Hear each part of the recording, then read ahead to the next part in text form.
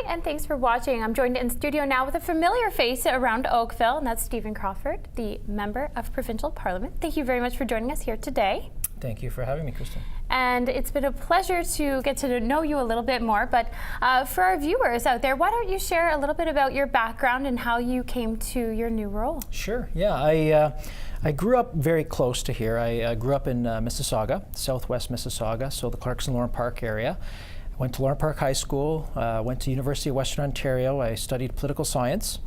Thereafter, I went to University of Toronto, studied business, and then I went into the investment business and worked for probably a little over 20 years in the investment business and helped build 2 asset management companies. And I was involved in politics when I was quite young and always had an interest in it, even as a young boy.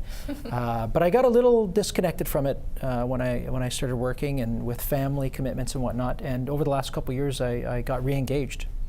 Wonderful. And now, speaking of family, so you are a dad as well, you said? Yeah. So I have 4 children. I have 2 sets of identical twin girls. So when I'm not working in the legislature in Queen's Park, it's a reality TV show at my house. So. I bet.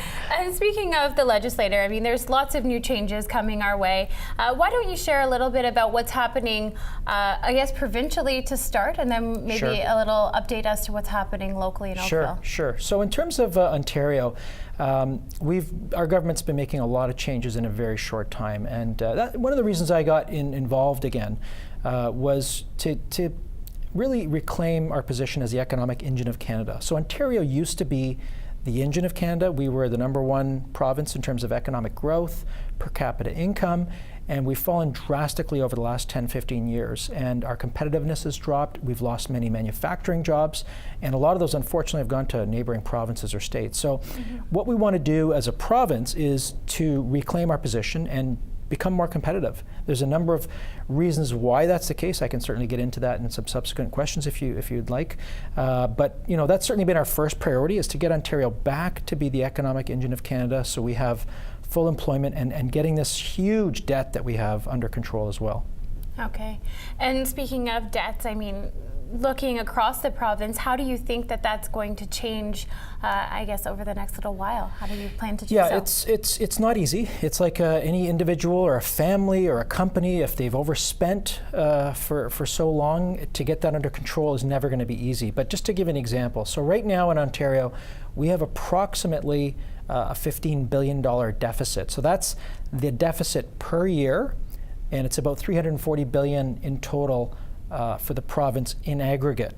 That works out, basically we are paying the government's been overspending $40 million a day in this province for a number of years. So we need to get that on handle, because the reason I got into public service was certainly to help future generations and make sure that they're not left with this legacy of debt, because our costs are just going to be escalating enormously in the next 5, 10, 20 years, be it education, healthcare, of course, with the aging population. So we have been making progress already, even in a very short time.